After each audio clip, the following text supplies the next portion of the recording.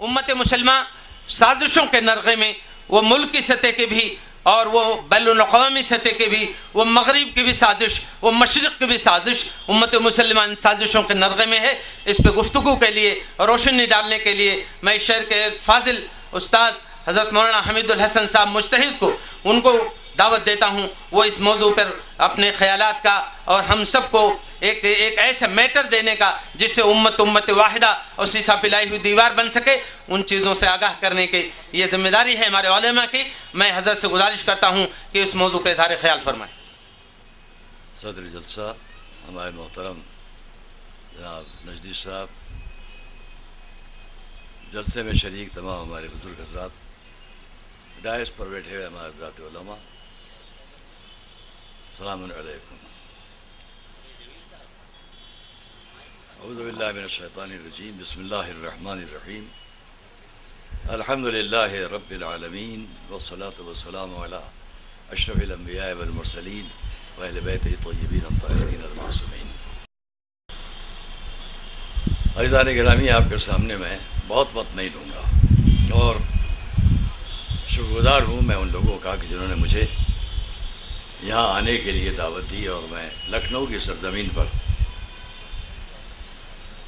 ہمارے اہل لکھنؤ کے لیے کوئی ایسی بات نہیں ہے کہ جو ہم ایک دوسرے کو جانتے پہچانتے نہ ہوں۔ لکھنؤ کے مسائل میں سبھی حضرات جانتے ہیں کہ بڑی محنت کے ساتھ ہم لوگوں نے اس تصور کو قائم کیا جو اس کانفرنس کے ذریعے پیش ہو رہا ہے، اور اس لیے میں بہت زیادہ ان باتوں پر کچھ نہیں عرض کروں گا۔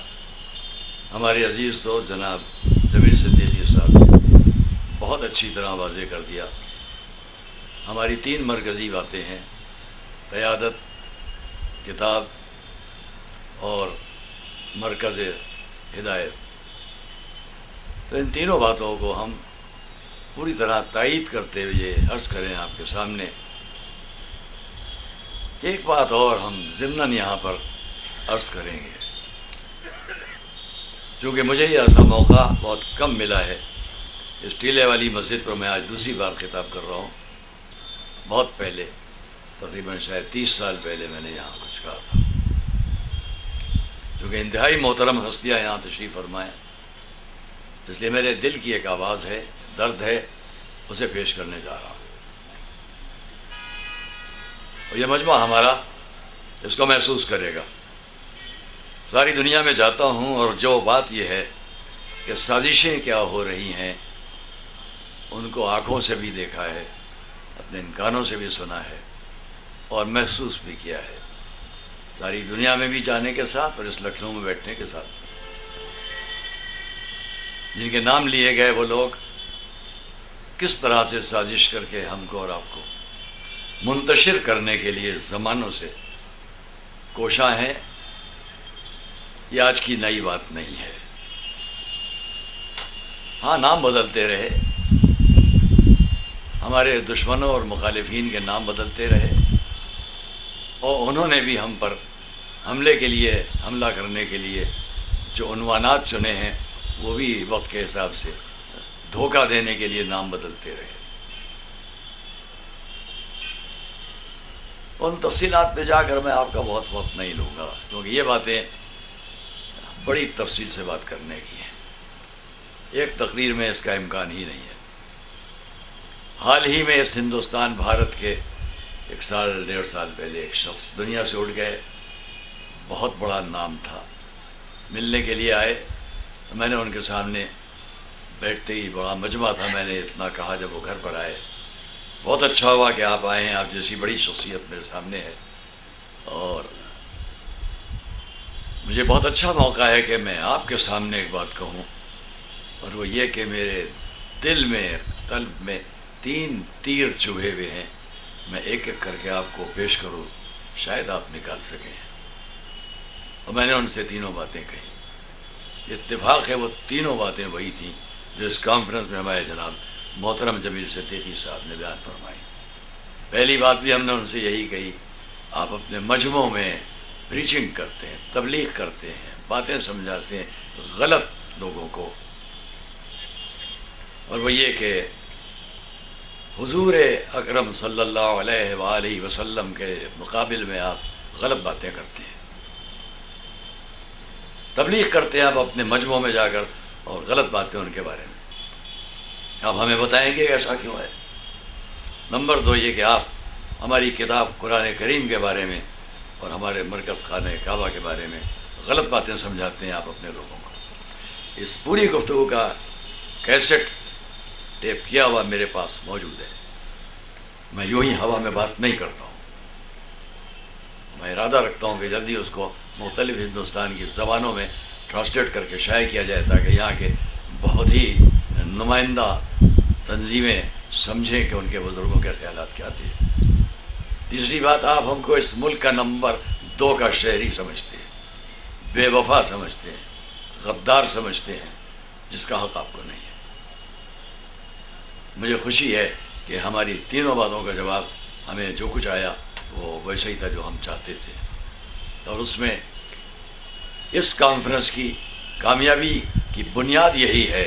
دوستو اور عزیزوں، ہم اس مجمع میں آپ کے سامنے جو بہت ہی نمائندہ مجمع ہے، بہت سی باتیں ایسی بھی کہہ سکتے ہیں جس سے آپ کے دلوں کو بھی ٹھیس لگے، لیکن ہم نہیں کہیں گے۔ یہ جگہ کسی ایسی گفتگو کی نہیں ہے، جو کہ دعوت کیا ہے، موضوع کیا ہے، وحدت امت۔ وحدت امت کا تقاضا صرف ایک ہے کہ ہم یہ یاد رکھیں، ہمارے حضور کے لیے ہر طرح سے آواز دی گئی اور خطاب کیا گیا، یا ایھا النبی انا ارسلناک شاہدا ومبشرا ونذیرا وداعیا الی اللہ باذنہ وسراجا منیرا۔ انہی کے لیے ہم کو اور آپ کو آواز دی گئی، الذین یتبعون الرسول النبی الامی الذی یجدونہ مکتوبا عندہم فی التوراۃ والانجیل یأمرہم بالمعروف وینہاہم عن المنکر وَيُحِلُّ لَهُمُ الطَّيِّبَاتِ وَيُحَرِّمُ عَلَيْهِمُ الْخَبَائِثَ وَيَضَعُ عَنْهُمْ إِصْرَهُمْ وَالْأَغْلَالَ الَّتِي كَانَتْ عَلَيْهِمْ فَالَّذِينَ آمَنُوا بِهِ وَعَزَّرُوهُ وَنَصَرُوهُ وَاتَّبَعُوا النُّورَ الَّذِي أُنزِلَ مَعَهُ أُولَٰئِكَ هُمُ الْمُفْلِحُونَ۔ انہی کے لیے آواز دی گئی کہ وہ نبی ہیں، وہ رسول ہیں، وہ داعی ہیں، وہ مبشر ہیں، وہ نذیر ہیں، وہ اللہ کی طرف پکارنے والے ہیں، وہ سراج منیر ہیں۔ انہی کے لیے آواز دی گئی، وہ نبی ہیں، وہ رسول ہیں، وہ ہیں جن کا ذکر تورات اور انجیل و قرآن میں تم پاتے ہو، اور وہ ہیں کہ جو بتاتے ہیں انسان کو کہ امر بالمعروف کیا ہے، نہی عن المنکر کیا ہے۔ میں یہاں پر رک کر بہت دیر تقریر کر سکتا ہوں کہ امر بالمعروف اور نہی عن المنکر کیا ہے۔ ماشاءاللہ ہمارے بزرگان تشریف فرمائے، مجھے ان کے سامنے یا اپنے مجمع کے سامنے یہ کہنے کی ضرورت نہیں ہے۔ شرائط ہیں امر بالمعروف کے 9، 14، 13 مختلف لوگوں نے لکھے، وہ شرائط بیان کروں تو بات ختم ہو جائے گی۔ شرائط ہیں کہاں امر بالمعروف کرنا ہے، کیسے کرنا ہے، کہاں نہی عن المنکر کرنا ہے، کیسے کرنا ہے۔ ایک چھوٹا سا جملہ اپنے نوجوان بچوں کے لیے کہتا ہے، ایک شخص جو بعد دعوت اسلام حضور کی خدمت میں آ کر بیٹھتا ہے، صحابی رسول ہے، اب صحابی ہے وہ، یہ بھی تاریخ میں ہے کہ کسی نے اپنی ایک لڑکی کو زندہ درگور کر دیا، بعض وہ بھی ہے تاریخوں میں جنہوں نے 12 لڑکیوں کو زندہ دفن کر دیا، اور وہ بھی ہیں کہ جنہوں نے 365 لڑکیوں کو بچا بھی لیا۔ جو تاریخیں آپ کے سامنے ہیں، قرآن کریم کا سورہ تکویر جس کی گواہی دیتا ہے، وَإِذِ الْمَوْءُودَةُ سُئِلَتْ بِأَيِّ ذَنبٍ قُتِلَتْ، ایک زندہ درگور جوان لڑکی کو قیامت کے دن سامنے کھڑا رکھ کر سوال کیا جائے گا، اس کو کس گناہ میں قتل کیا گیا؟ بِأَيِّ ذَنبٍ قُتِلَتْ۔ ایسا ہی ایک شخص بیٹھ کر حضور سے خطاب کرتا ہے، یا رسول اللہ، یہ میں ایک جملہ حضور کا خالی شاید دلوں میں رہ جائے، شاید ذہنوں میں رہ جائے، بہت کام آئے گا۔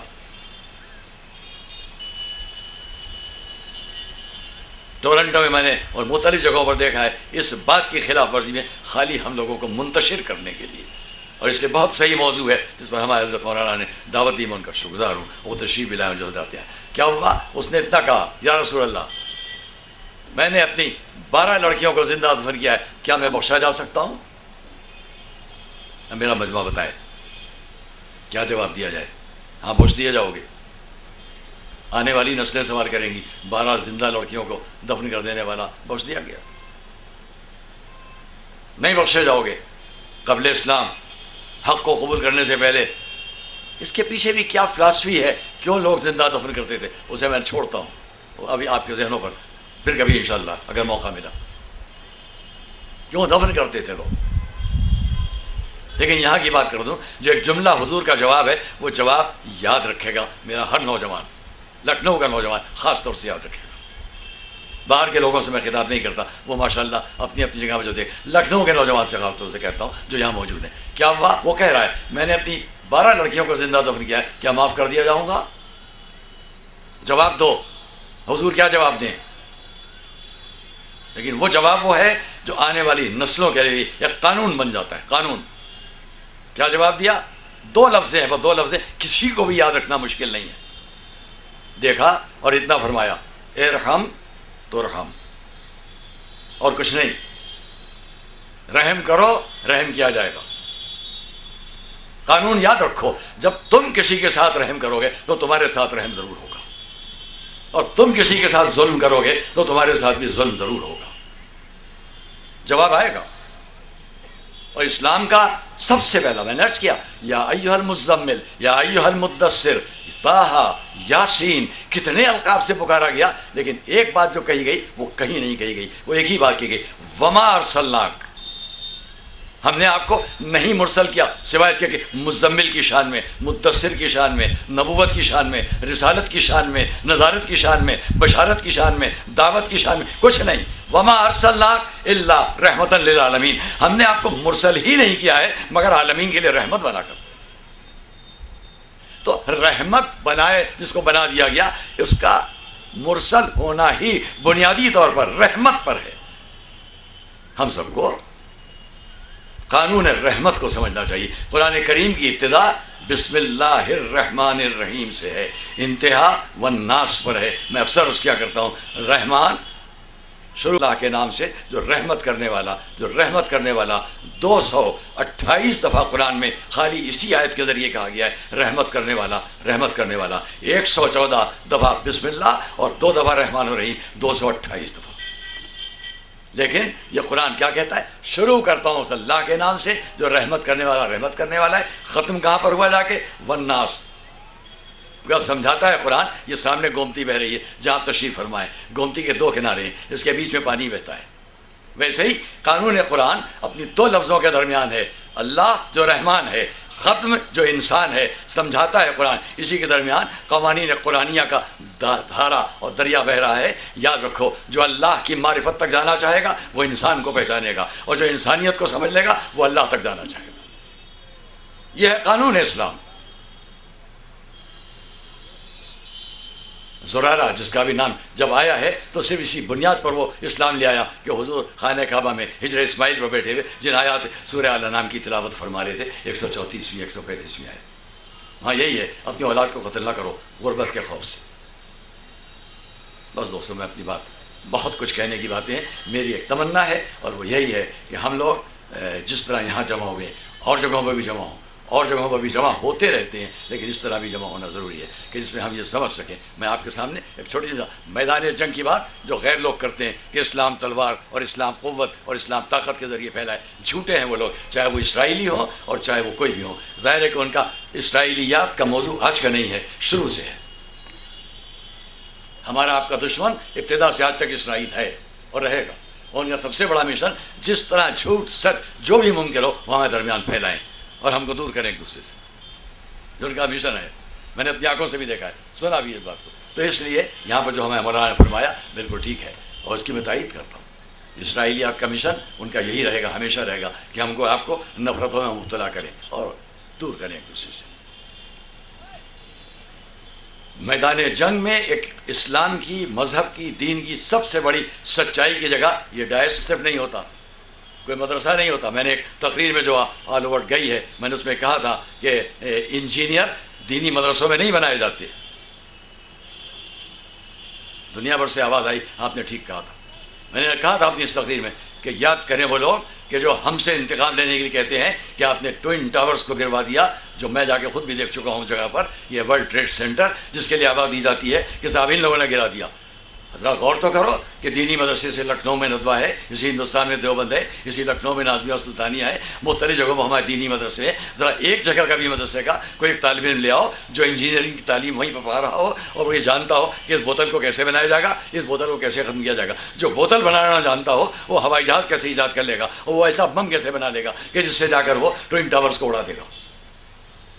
یہ تمہاری جدید تعلیم کے نتیجے میں وہ لوگ تیار ہوتے ہیں جو انسانیت کے لیے مہلک ثابت ہو. دینی مدرسوں میں ایسے لوگ نہیں تیار کیے. اسلام رحمت کی تعلیم دیتا ہے، اسلام محبت کی تعلیم دیتا ہے. قرآن دین وہ ہے جو رحمت اور محبت کی دو. خانہ کعبہ بھی میں نے اکثر کہا ہے، کوئی یہ نہ کہے کہ ہم کو تو جانے کی وہاں پر کیسے مجبوری، ہم جا نہیں سکتے. آپ نہیں جا سکتے، لیکن دوستو گومتی ہر جگہ نہیں جائے گی. آپ گومتی تک جائیں گے، پانی لے لیں گے، جہاں تک آپ کو پہنچانا ہے پہنچا بھی دیں گے، پیاسوں تک پہنچ بھی جائے گا. ویسے یاد رکھنا کہ خانہ کعبہ کو ضرورت نہیں ہے کہ وہ ہر جگہ جائے، لیکن جتنے حج کرنے جائیں گے جب وہاں سے پلٹیں گے تو خانہ کعبہ کا بہترین پیغام پوری دنیا کو دے بھی سکتے ہیں جا کر. اس کا مطلب یہ نہیں ہے کہ کنواں پیاسے کے پاس جائے، پیاسا بھی کنویں کے پاس جا سکتا ہے، ہو جاتا ہے، اور مگر وہاں سے جو پانی لاتا ہے وہ ساری دنیا کو پہنچا سکتا ہے. تو خانہ کعبہ کا اصل مقصد کیا ہے، اصل مشن کیا ہے، اصل پیغام کیا ہے؟ قرآن کریم اٹھا کے دیکھو. وہ انا اولا بیت وضع للناس للذی ببکۃ ھدی مبارکا للعالمین. عالمین کے لیے خانہ کعبہ ہدایت ہے. تو کیسے ہدایت ہے؟ ابھی آپ نے آیات سنی ہمارے محترم مولانا سے، جس میں انہوں نے حضرت ابراہیم کی تقریر سے، ان کی آیات سے جو ان کے بارے میں بیان فرمایا کہ انی جاعلک للناس اماما، ہم نے آپ کو امام قرار دیا. تو کس لیے؟ خانہ کعبہ جس وقت میں پہلی بار وَإِذْ يَرْفَعُ إِبْرَاهِيمُ الْقَوَاعِدَ مِنَ الْبَيْتِ وَإِسْمَاعِيلُ رَبَّنَا تَقَبَّلْ مِنَّا إِنَّكَ أَنْتَ السَّمِيعُ الْعَلِيمُ رَبَّنَا وَاجْعَلْنَا مُسْلِمَيْنِ لَكَ وَمِنْ ذُرِّيَّتِنَا أُمَّةً مُسْلِمَةً لَكَ وَأَرِنَا مَنَاسِكَنَا وَتُبْ عَلَيْنَا إِنَّكَ أَنْتَ التَّوَّابُ الرَّحِيمُ رَبَّنَا وَابْعَثْ فِيهِمْ رَسُولًا مِّنْهُمْ يَتْلُو عَلَيْهِمْ آيَاتِكَ وَيُزَكِّيهِمْ وَيُعَلِّمُهُمُ الْكِتَابَ وَالْحِكْمَةَ. جو کتاب اور حکمت کی تعلیم دے. کسی جگہ لا کے دکھلا دو کہ خانہ کعبہ کے پاس سے ہدایت کا یہ انداز ہے کہ خانہ کعبہ جنگ کے تعلیمات سکھانے کا مرکز ہے، تیر و تلوار چلانے کا بتلانے کا مرکز ہے. خانہ کعبہ علم اور عقل بتلانے کا مرکز ہے، امن قائم رکھنے کا مرکز ہے. ہماری تینوں باتیں، چاہے وہ حضور کی قیادت ہو، رحمت ہے. ہماری کتاب قرآن ابتدا سے انتہا تک رحمت ہے. ہمارا خانہ کعبہ رحمت اور امن کا پیغام ہے. جو لوگ، بس میں اپنی تقریر کو ختم کرنا چاہتا ہوں، جو لوگ اعتراض کرتے ہیں وہ سمجھیں آ کر. پہلے میں نے گزشتہ روز میں بھی قریب میں جگہ تقریر کر رہا تھا، وہاں میں نے یہی بات کہی کہ آج صدیاں گزر گئی ہیں قرآن کریم کی تفسیر کو لکھتے ہوئے لوگوں کو. توجہ سننا، الازہر یونیورسٹی کا وہی شخص وائس چانسلر وہ منتخب ہوگا جو اپنے دور کا بہترین مفسر قرآن بھی ہو. قرآن کریم کی اس دور میں بھی ہر شخص کوشش کرتا ہے اپنے طور پر کچھ تفسیر لکھے. ابھی ہمارے علامہ نے جناب علامہ راضی کا ذکر کیا، ہم نے ان کی بھی تفسیر پڑھی ہے. ہم یہ جانتے ہیں کہ ہمارے بہترین دوست ہیں جناب مولانا جہانگیر عالم قاسمی صاحب، ان کی تقریروں کا مختلف مواقع پر فیض حاصل کرتے ہیں. کیا ہے، کہیں پر بھی آپ یہ مجھے ثابت کر دیں، کوئی شخص بھی، خانہ کعبہ امن کا مرکز ہے. تمام آیات اس کی دلیل سامنے آئیں گی. اور اسی لیے ہماری تمام امت جہاں جہاں بھی ہے، وحدت کا پیغام یہی عام کرنے کی ضرورت ہے کہ ہم سب ایک ہیں، لیکن ایک ہیں انسانیت کو بڑھانے کے لیے، انسانیت کو، جو دکھی انسانیت ہو اس کو بہتر راستہ بتانے کے لیے، اچھا راستہ سمجھانے کے لیے. وہاں یہ نہیں ہے کہ ہم ظلم کرنے کے لیے اٹھے ہوئے. میدان جنگ میں بھی اگر بات ہوتی ہے ہمارے یہاں، یہ تو میں نے بتایا کہ امن کے مرکز یہ جائز ہے، یہ مجمع ہے، یہاں امن کی باتیں ہو رہی ہیں. اگر میدان جنگ بھی ہوگا تو میدان جنگ میں بھی اسلام ظلم کے ساتھ تلوار اٹھانے کو کہیں پسند نہیں کرتا، کہیں پسند نہیں کرتا. اور میں تاریخ کے صرف ایک چھوٹے سے واقعے کو بیان کرتے بات کو ختم کر دوں گا. یہ میدان جنگ کی بات ہے، اور پڑھو. یہ وہ عبارت ہے جس کو ساری دنیا مانتی ہے کہ جب جنگ بدر ہو رہی، پہلی جنگ اسلام کی جو لات دی گئی ہم پر، اس لیے کہ خانہ کعبہ 440 کلومیٹر کا فاصلہ طے کر کے حضور صلی اللہ علیہ وآلہ وسلم جب مدینہ تشریف لے آئے اور آ کر وہاں بیٹھے ہیں تو وہاں پر حملہ کیا گیا. اور بدر، احد، خیبر، خندق سب وہی قریب ہوئی. پہلی جنگ بدر. تلوار کے زور پر اسلام کی بات اگر ہوتی تو پہلے حضرت جعفر کی ہجرت، اس ہجرت سے 5 سال پہلے ہجرت نہ کرا دی جاتی حبشہ کی طرف. اور اس کے بعد ہجرت کے 7ویں سال جب جنگ خیبر ہو رہی ہے، وہ جناب جعفر حبشہ سے واپس آئے ہیں تو نجاشی کو مسلمان بنا کر آئے ہیں، جانتا ہے میرا مجمع۔ اور حضور نے جب میدان جنگ میں سنا کہ آ رہے ہیں جعفر اور خیبر فتح ہو گیا ہے، تو آگے بڑھے 12 قدم، استقبال کیا حضرت جعفر کا، اور آپ نے اتنا فرمایا میں کس بات پر زیادہ خوشی محسوس کروں۔ بہت قیمتی لفظ ہے، میدان جنگ ہے، خیبر فتح ہوا ہے، جناب جعفر حبشہ سے واپس آئے، وہاں بغیر کسی جنگ کے پورے حبشہ کو اسلام بتا کر آئے ہیں۔ یہاں یہودیوں سے خیبر فتح کر لیا گیا ہے، حضور کو خبر ہوئی جعفر آ گئے ہیں، یہ خیبر کو فتح کرنے والے آ رہے ہیں۔ حضور نے کیا فرمایا؟ میں کس بات پر زیادہ خوشی محسوس کروں، بے فتح خیبر ام بے قدوم جعفر، جعفر کے آنے پر کہ خیبر کی فتح پر؟ پہچان لو، حضور نے بتلا دیا، چاہے وہ یہودیت کا قلعہ حبشہ میں ہو، عیسائیت کا، یا یہودیت کا قلعہ خیبر میں ہو، دونوں میں یہ فرق سمجھ لو، ایک بغیر تلوار کے فتح ہوا ہے، ایک تلوار کے ساتھ ہوا ہے، دونوں کو مساوی قرار دے کے آپ نے بتایا کہ میں کس پر زیادہ خوشی محسوس کروں، ان کے آنے پر کہ اس فتح پر؟ بتلا دیا یہاں تلوار کی فتح پر ہم خوش نہیں ہوتے ہیں، بلکہ اس بات پر ہم خوش ہوتے ہیں کہ کس کے قلب میں کتنا زیادہ ایمان و اسلام پہنچا دیا گیا۔ بس دوستوں، میں نے وقت لیا آپ کا، شکر گزار ہوں۔ ظاہر ہے کہ جتنے بھی اس مجمع میں حضرات ہیں متفق ہیں اس بات سے، اور ہمارے بزرگوں نے ہمیں اس بات کے لیے اگر دعوت دی تو میں شکر گزار ہوں ان سب کا۔ معذرت یہ چاہتا ہوں کہ ابھی چونکہ مجھے فوراً جانا ہے باہر، میں پہلے ہی کر چکا تھا جناب جمیل صاحب سے کہ میں فوراً چلا جاؤں گا، اس لیے میں بہت معذرت کے ساتھ باقی انتہائی قابل قدر تقریروں نہ سن پاؤں گا۔ ہاں اتنا کہہ دوں کہ آپ دیکھیے ڈاکٹر طہ حسین نے، مصر والے نے بھی اس بات کو لکھا کہ جب میدان جنگ میں علی بغیر گھوڑے کے جنگ کر رہے تھے تو مولا علی سے پوچھا گیا کہ آپ بغیر گھوڑے کے جنگ کر رہے ہیں؟ انہوں نے لکھا کہ یہ وہ قانون ہے جو میدان جنگ میں ہی بتایا جا رہا ہے کہ مولا علی نے کیا فرمایا، گھوڑا دو ہی کام آئے گا، یا بھاگتے ہوئے کو دوڑا کے قتل کرنا، یا سامنے والے کو ڈر کے فرار کرنا۔ علی نہ کسی بھاگتے ہوئے کو دوڑا کے قتل کرتا ہے اور نہ کسی آنے والے کو اپنی پشت دکھلاتا ہے۔ تو قانون میدان جنگ بھی یہی ہے کہ جو سرنڈر کر دے اس سے بات نہ کرو، اسرائیلی کیا کر رہے ہیں، امریکی کیا کر رہے ہیں، باقی ملک کے لوگ کیا کر رہے ہیں، سمجھیں کہ اسلام کا میدان جنگ میں بھی قانون ہے اور میدان امن میں بھی قانون ہے، اور قانون وہاں کیا ہے؟ بنیاد ہے انسانیت، آخر تک انسان انسان انسان، پہلے اچھا انسان بنانے کی بات کرو، اس کے بعد دنیا کی باتیں ہیں۔ والسلام علیکم ورحمۃ اللہ۔